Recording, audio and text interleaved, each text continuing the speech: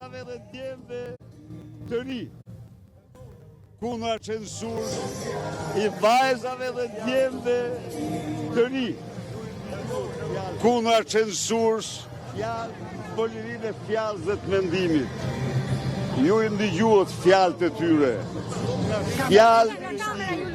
Ju i ndigjuhet fjalët e tyre. Fjalë që buronin nga shpirti tyre i lirë, që buronin nga zemrat e tyre rinore. Edi Rama sot mori Damkos ndëshkimin si një armik i egër përfundimtar.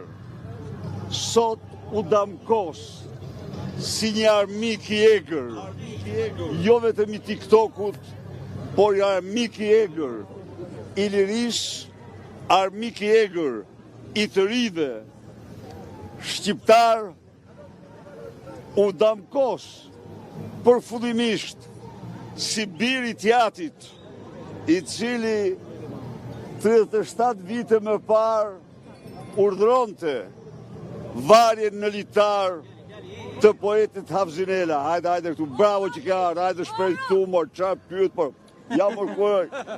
Do ta gjyshi do të shoj TikTokun me herë. Me datën 12 maj do kesh TikTokun. Po, bravo. Ja nga tropoja unë, nga pega. Bravo. Pra, Edi Rama sot mori ndëshkimin më të madh, më të merituar. Ja thanë të gjitha të rritë. Një pyetje, pse nuk hyt live sot në TikTok? Se TikToku ende punon.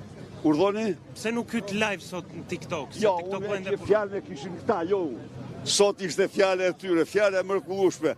Unë kam qenë shumë herë, por kur ndonjëherë nuk kam dëgjuar fjalime kaq të bukura sa dëgjova sot, fjalime me kaq kuptim të thellë, fjalime kaq me pasion.